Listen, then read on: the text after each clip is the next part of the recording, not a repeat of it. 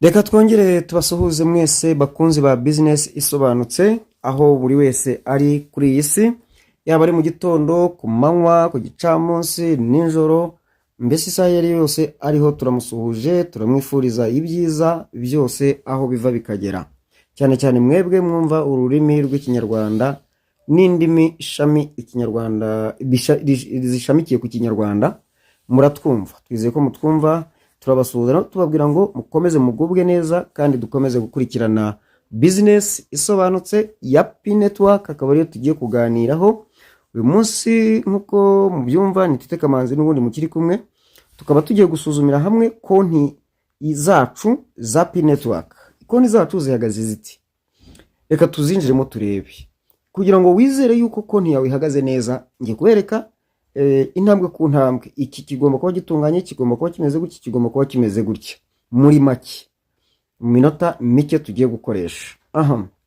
Fungura Pi application yawe, iriya ufungura ugiye kumayininga. Numara kuyifungura witegereza neza hariya kuri dashboard. Iyo umaze kugera kuri dashboard urabanza ugahitamo ni hehe ngiye kubanza. Ese ndabanza hejuru, ndabanza hasi, ndabanza iburyo, ndabanza ibumoso, ndabanza he? Ikimara gufunguka urabona hari itangazo, hakaba urutonde ruri iburyo bwawe, hari hejuru karakantu kameze nk'uruziga, ni ururi muhitamo. Hakaba chat, hakaba ihari 100%, ni ira niyo security sako, ari akantu kameze nk'agafuka. Hakaba hari udutwe tubiri, munsi yaho hari imibare, byose nibyo ureba. Tugakomeza tukareba ahangaha hari mu cyatsi, icyatsi buriya bikaba ariho duhera. Iyo nkanze mu cyatsi, ari mu cyatsi handitsemo Pi mbona ku isaha. Iyo nkanzemo mba ngiye kureba igihe nsigaje kugira ngo nongere mining. Nkanya nsigaje amasaha 18 kandi ndeberaho izo bampa ku isaha 1553. Ariko nkanareba ku kwezi izo ngenewe ku isaha muri uku kwezi, ibyo bita best mining rate ni 0.0040. Ugenda urebaho n'andi rewards menshi, byose aho ngaho urabireba. Izo ubona incentives baguha muri security sako, muri lockup rewards, security sako, gutyo n'ibindi byinshi aha ngaha.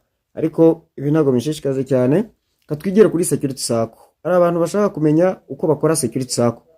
Tuvuge yuko hari 100% hatuzuye karagafuko, ndagakandaho. Iyo maze kugakandaho banjyana kuri security sako boost, bakambwira ni inyongere. Murareba hari handitse ngo add more mu ibara rya move, handitse amagambo y'umweru. Ndakandamo, nimara gukandamo haraza urutonde, ndakura aka ngaka share contacts. Murabona ko handitse urutonde rw'abantu. Add existing pioneers, your referral team. Aba banditseho added, nigeze kubibereka ngira ngo mu minsi yashize, nabo namaze gushyira muri security sako.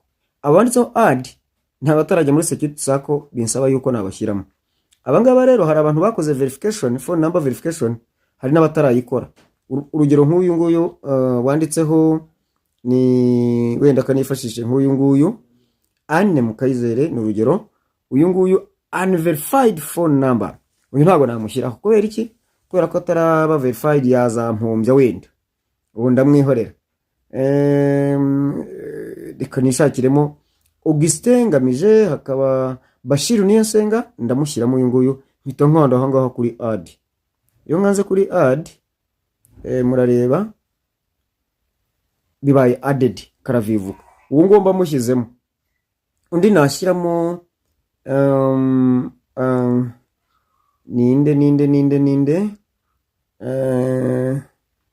ndashaka kunshyiramo, kashyiramo uyu nguyu wenda Dativa Uwimana. Ndakandaho, mara gukandaho nagereze bendoke bigikurura, ndongera ukandaho nyine ugategereza ari system iba okay, kabaye added. Iyo nshatse mita nkanda muri karaga koni gasubira inyuma ko hejuru ibumoso, ahita nisubirira aha ngaha narindi. ubwo rero security sako yanjye security sako nuko ngo twongeramo abantu. Murabona ngiye mfitemo abantu benshi, ni ingenzi rero gushyiramo abantu benshi byongera mining rate. Aho katuhave kureba abantu ninjije arimo n'uwanyijije aha kuri utu dutwe tubiri ari n'imibare abantu 130, ariko nge ninjije 129 wa 130 n'uwanyijije. Hano rero murabona ko mu bantu 130 16 nibo barimo ku mining. Ngiye kubakangura kuri Firo team ndandika ping inactive. Ping inactive ni kubapinginga nyine ni kubakangura. Iyo nshatse nka hano muri all members, all hano imbere hano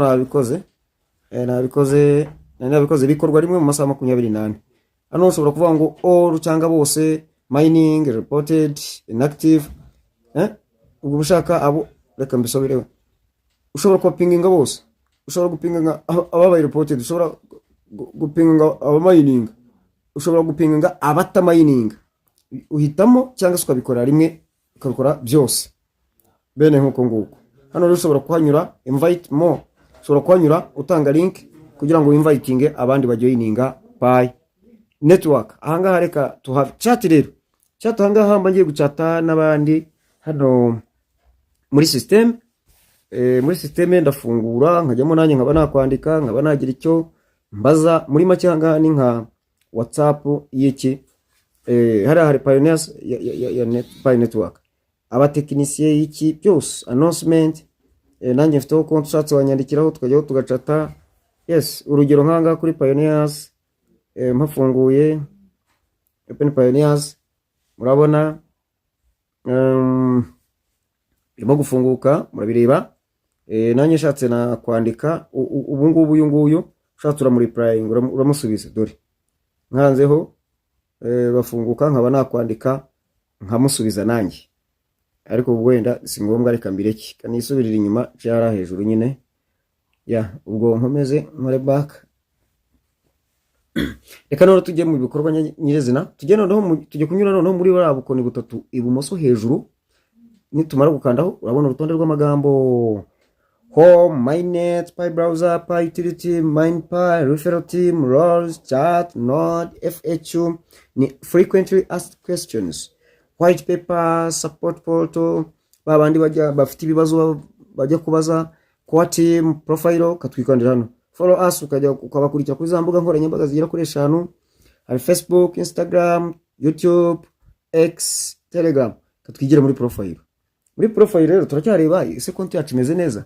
Amazina yanjye ni Tete Kamanzi. Murabona ko nanjye hano ntari nabimenya, naryanditse mu mukono ariko nabanje inyuguti nkuru, ariko ngomba kubikosora. Narabikosoye ahanditse name update, ask to change your name. Narabikoze ngutegereza ko bazabyemeza nta kibazo, cyangwa se nkazabihindura igihe nkazabikora uko nguko igihe nzaba ndi mu gukora KYC. Hano rero Tite ni izina ry'icyongereza, naho Kamanzi ni ya last name, ni izina ry'ikinyarwanda. Ngomba kujyandikisha inyuguti nkuru kubera ko nabyo updatinze, ariko ntago baransubiza, ntacyo bitwaye. Hano rero reka makandi ask to change your name.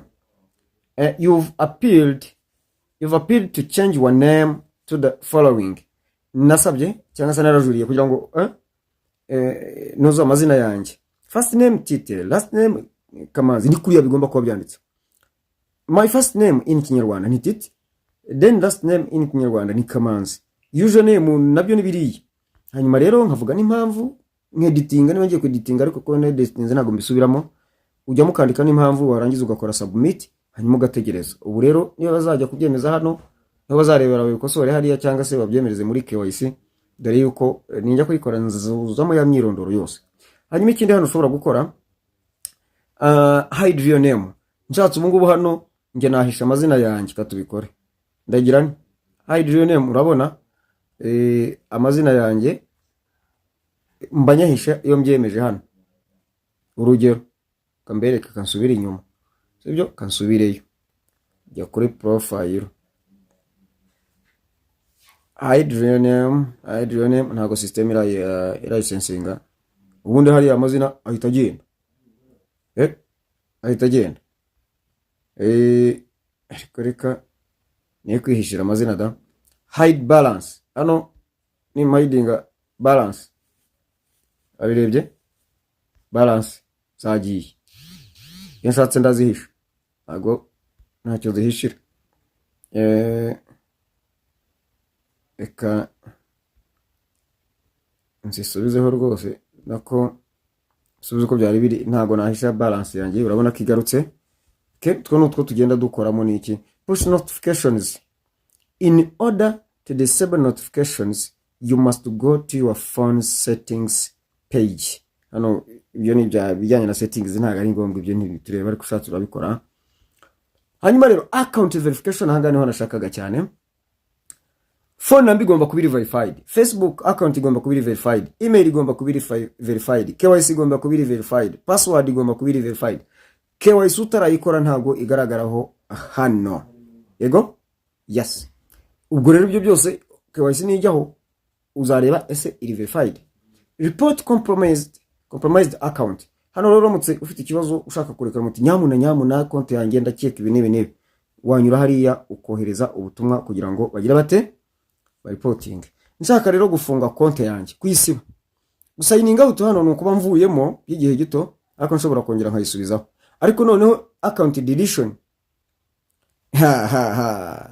ahangaha ngira si how ngira hano your account username ni umusaza 5,000 ndaza nkayandikamo hano ndamara kuyandikamo nkakanda hano hagahita hinduka iki umutuku nkahita nkandaho konti nkabanda yisibye. Icyo gihe ntabwo wemerewe kongera kuregister ariko ikoze sign out wemerewe kongera ugasubizaho konti nta kibazo. Ariko yakoze deletion ntabwo wemerewe gusubizaho konti. Ibi nabyo turabirangije. Ikindi rero tugomba kureba reka tujya hano muri twa dukoni dutatu bimoso tunyuze hano tumayiningira tunyure muri turebera home mainnet tujye kuri mainnet turaza hano balance dashboard. Murabona kuri balance dashboard hari unverified hakaba transferable hakaba na migrated. Nukuvuga ngo payi zose ngewe nemerewe kwimura ni 846.37 ariko ntazirimuka kuko ntarakora KYC. Hanyuma hari izo zitaraba verified zikomoka ku bantu ninjije bari muri security sako ni 11,232 izo nemerewe kuba nakoresha za transferable ni ziriya 800 kubera ko ngiye narokinze naje ndabibereka 90% mu gihe cy'imyaka 3 nkasigana ni 10% bivuze ngo 8,000 ngewe 8,860 ngira ngo nizo nemerewe. Ubwo kuraho 90 10% nizo nsigarana arizo ziriya 846.37. Tugenda rero step by step. Unverified balance tuba tugenda tubisubiramo tuba twarabivuzeho nizazindi zikomoka ku bantu bose bagukomokaho cyangwa se bari muri transferable balance nizazindi wemerewe gukoresha nyuma yo gukora lockup hanyuma nanone migrated to mainnet nizazindi zamaze kwimuka ziturutse muri transferable balance. Noneho rero turakomeza tujye kwirebera mainnet checklist tutarayijyaho. Urabona lockup ukatubanze twikorera lockup cyangwa se twinjire kuri mainnet checklist. Urabona lockup ukuntu imeze n'abantu batazi gukora lockup uko babigenza. Ndafata murabona ko narokinze 90%. Ndafata nshobora kugira nkashyira ndagakura nk'izigize inyuma nyine kize muri 50% ariko ngiye nashyize mu 10%. Maze gushyira kuri 50% uraza ugashyira no mu igihe wenda nkavuga nti ndashyira mu mezi 6. Bisobanuye iki? Ndamutse ndokinze 50% mu mezi 6. Igisobanuro ni iki ngiki?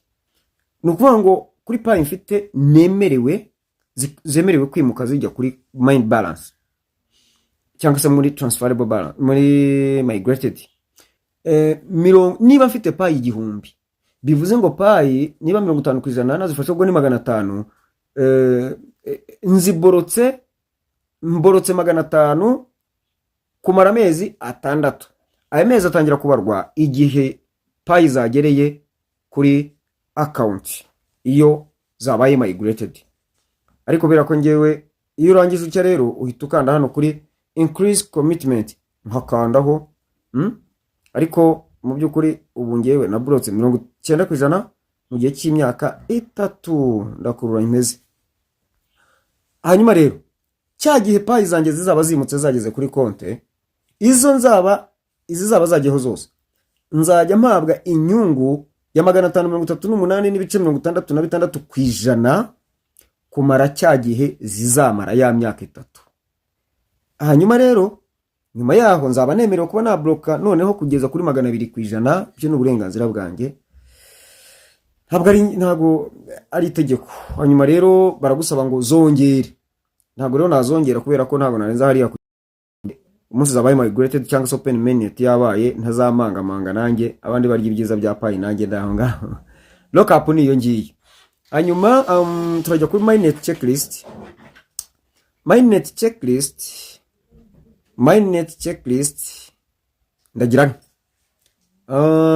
icyambere baragusaba kugira ute gucreatinga Pi browser. Narayicreatinze niyo mpamvu byahindutse icyatsi, banyandikira ngo completed. Cya kabiri bakansaba gucreatinga wallet address, nayo narayikoze niyo mpamvu byabaye icyatsi completed. Bakansaba guconfirminga Pi wallet. Ndafata za passphrase bampaye cyangwa ya magambo 28 ibanga, ninjiremo hano ngende nyashyiramo, nimara kuyashyiramo bo barahita bafata bya binyuguti bihekeranye by'inyuguti n'imibare babishyiremo hano ari ngibi bigereranywa na konte yanjye cyangwa se nimero ya telefone, mbega konti ijyaho amafaranga yari nishobora gutanga bakanyishyuraho, yes, cyangwa se tukayishyura ariho tuyakuye. Ariko kugira ngo aveho kakabare kibanga ya magambo 28 iyo nyashyizemo rero hano tayari ahita azana mwene wayo yingiye. Icyakane commit to lookup nayo yabaye completed, to lookup configuration yabaye completed nayo narayisoje, niyo mpamvu bahinduye icyatsi. Nkaza noneho nkajya ku cya gatanu secure my account, nayo yabaye completed. Secure your account for KYC and mainnet migration. Ahangaha gusecuringa konte yawe muri make ni ugutegurira konte yawe kwakira KYC na migration. Ariko iyunganirwa kubera ko nayikoze ubu ntabwo yafunguka nyine kubera ko narayirangije. Irafungutse. Okay, aha ni nk'amasezerano nsinye ibyo. Ariko for the network's legal compliance, you need to accept this acknowledgement to receive Pi tokens before you can migrate to the mainnet. Hano igihe wemera ko uzakira Pi tokens aho kugira ngo baguhe Pi nyirizina zizaba ziri kuri konti, none mu mwanya wazo ukoreshe Pi token. Ibi bisobanuye iki? Ni nkuko ufata amafaranga ukayajyana ku isoko ry'imari n'imigabane, noneho wowe bakaguha igipapuro cy'impapuro cyitwa impapuro mesha mwenda, ukaba wazijyana muri banki bakaguha amafaranga ahwanye nayo ufitemo hariya. Ikizima nuko wowe wahaye urwo rupapuro n'ahantu wamusinyira musazira mwasinyanye ashobora kuza akabyerekana hariya bakayamuha kubera ko wagize ute wabyemeye. Nahangaha rero ayo masezerano urayasinya ukemera yuko uzahabwa tokens ukoresha zemerwa mu mwanya wa Pi, mu gihe Pi nazo ziri mu kazi, ziri mu gukoreshwa mu kubyazwa inyungu kwa buryo twabonye. Icya gatandatu ahangaha ni ugusigninga acknowledgement to start receive tokens. Iyi ngiyi ukuntu bigenza ufata ya magambo 28 ukayashyiramo. Iyo umaze kuyashyiramo iyi step irafunguka, uza reka tusome. Read and sign the token acknowledgement which is required to migrate your transferable Pi balance to the mainnet blockchain. Nukuvuga ngo uba wemereye Pi ngibi, uba wemereye Pi yuko noneho hano nushyiramo ya passphrase yawe uzaba usa nk'ubahaye uburenganzira bwo kuvuga ngo ndabemereye payi zanjye igihe cyazo namaze gukora KYC zigeze igihe cyo kuba migrated, muzazimure mutambajije muzijyane kuri konte yanjye. Hanyuma rero icya karindwi ni ugusubmitinga KYC igihe bayiguhaye. Icya munani ugategereza igisubizo cyayo. Hanyuma icya cyenda ugategereza ko niba wujuje intambwe ya gatandatu cyangwa se bya bindi byose bibanza bakagukorera migration. Kugira ngo rero bishoboke aho tutari burenge nuko ntabwo turi bujye muri Pi browser uyu munsi akora testnet mu rwego rwo gucunguza uburyo umwete. Testnet bakakura muri testnet bagashyira muri mainnet. Hari abantu benshi bakoze KYC ibi byose barabyujuje biravivuye, ariko ikibazo baracyari muri testnet. Tomorrow tuzajya kureba ni gute bakora mainnet, ugakura muri testnet ugashyira muri mainnet, bityo bya bindi wemeje hano bizemerera Pi kukwimurira kwa team kuyemerera ko izakwimurira Pi bizakunde kubera yuko hari hatakiborotse haba hafungutse. Ejo nibyo tuzagarukaho kandi tubiva umuzingo. Noneho kugeza aha ngaha ndatekereza buri wese yasobanukiwe ibyo agomba kuzuza, ariko ngaruka ku muntu wakoze konte nabi, izina wenda ni urugero nk'umuntu wanditse ngo Karisa aheruka ntayishyireho, akagira impungenge ati ubwo konte yanjye ntipfuye.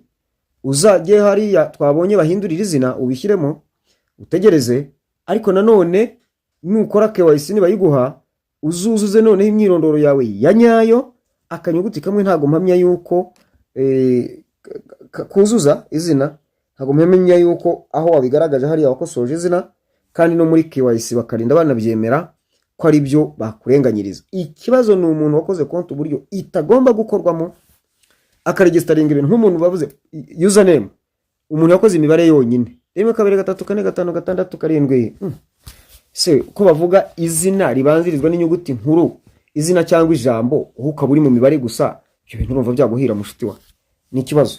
Ngayo nguko rero ararekwa ntashira. Reka tugarukira aha ngaha, ikiganiro nakagaruka. Mukomeze mugubwe neza, ibisigaye turajya tubiganira buhoro buhoro, nirwo rugendo. Murakoze cyane, mukomeze kwishyuka.